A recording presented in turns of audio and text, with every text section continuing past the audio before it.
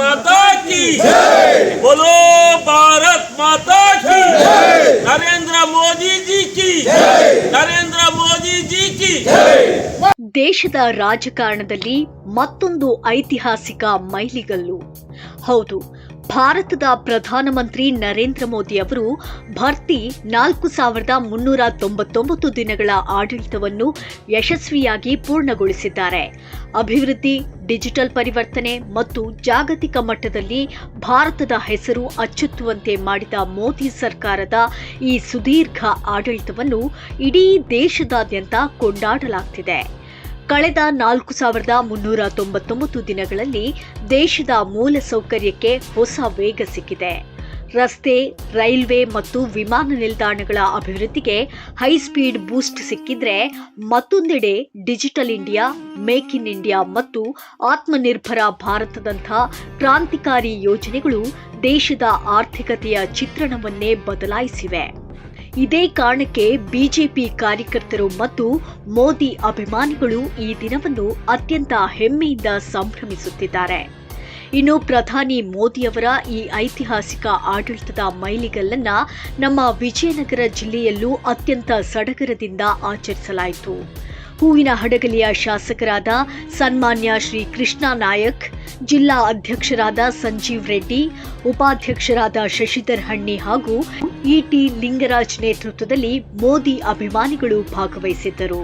ಅಷ್ಟೇ ಅಲ್ಲದೆ ಜಿಲ್ಲಾ ಅಲ್ಪಸಂಖ್ಯಾತ ಅಧ್ಯಕ್ಷರಾದ ಮಂಜುನಾಥ್ ಜೈನ್, ಮಂಡಲ ಅಧ್ಯಕ್ಷರಾದ ಮಲ್ಲಿಕಾರ್ಜುನ ಪೂಜಾರ್ ಹಾಗೂ ತಳವಾರ್ ಮಾಂತೇಶ್ ಸೇರಿದಂತೆ ನೂರಾರು ಬಿಜೆಪಿ ಕಾರ್ಯಕರ್ತರು ಮತ್ತು ಅಭಿಮಾನಿಗಳು ಪಾಲ್ಗೊಂಡು ದೇಶದ ಅಭಿವೃದ್ಧಿ ಪಯಣ ಹೀಗೆಯೇ ಮುಂದುವರಿಯಲಿ ಎಂದು ಹಾರೈಸಿದರು.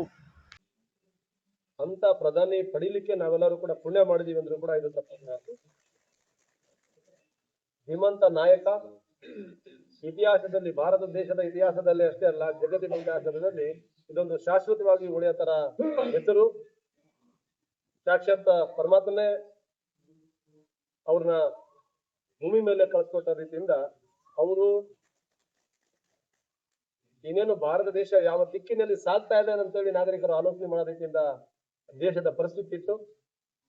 ಅದನ್ನ ಇವತ್ತು ಇಡೀ ಜಗತ್ತು ಬೆರಗಾಗುವ ರೀತಿಯಿಂದ ಮುನ್ನಡೆಸ್ಕೊಂಡು ಇವತ್ತು ಆರ್ಥಿಕತೆಯಲ್ಲಿ 4ನೇ ಸ್ಥಾನದಲ್ಲಿ ತಗೊಂಡ್ಬಂದಂತ ಧೀಮಂತ ನಾಯಕ.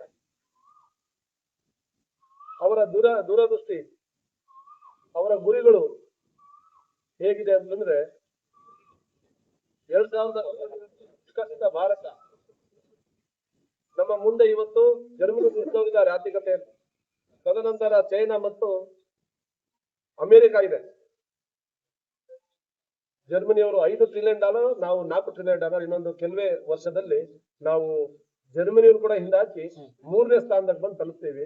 ಆದ್ರೆ ಚೈನಾ ಮತ್ತು ಅಮೆರಿಕ ವ್ಯತ್ಯಾಸ ತುಂಬಾ ದೊಡ್ಡದಿದೆ, ಗ್ಯಾಪ್ ತುಂಬಾ ದೊಡ್ಡದಿದೆ.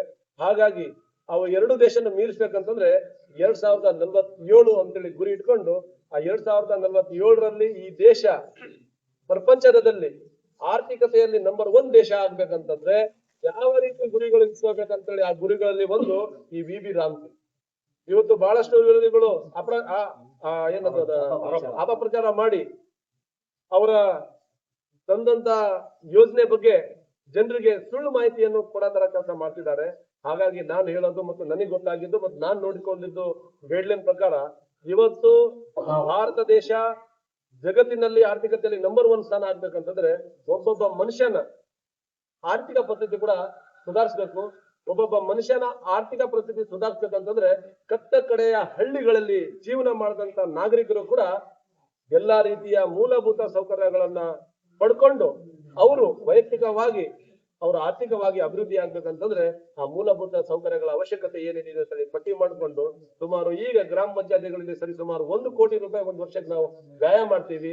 ಆ 1 ಕೋಟಿ ಜಾಗದಾಗ 3 ರಿಂದ 4 ಕೋಟಿ ಅನುದಾನವನ್ನು ಬಳಸಿ ಆ ಊರಿಗೆ ಬೇಕಾದಂತ ರಸ್ತೆಯಿಂದ ಹಿಡ್ಕೊಂಡು, ಕುಡಿಯ ನೀರಿಂದ ಹಿಡ್ಕೊಂಡು, ಲೈಟ್ ಇಂದ ಹಿಡ್ಕೊಂಡು, ಹೊಲಗಳಿಗೆ ಹೋಗುವ ರಸ್ತೆಯಿಂದ ಹಿಡ್ಕೊಂಡು, ಶಾಲಾ ಕಾಲೇಜು, ಲೈಬ್ರರಿಗಳು ಬೇಕಾದಂತ ಒಂದು ಹೈಟೆಕ್ ಸಿಟಿಯಲ್ಲಿ ಇದ್ದಂತ ಒಂದು ಏರಿಯಾನ ಆ ಹಳ್ಳಿಗಳನ್ನ ಉನ್ನತೀಕರಣ ಮಾಡಿದ್ರೆ ಮಾತ್ರ, ಒಳಚರಂಡಿ ವ್ಯವಸ್ಥೆ, ಆ ಎಲ್ಲಾ ರೀತಿಯ ಸೌಲಭ್ಯ ಕೊಟ್ಟರೆ ಮಾತ್ರ ಅಭಿವೃದ್ಧಿ ಆಗ್ಲಿಕ್ಕೆ ಸಾಧ್ಯ.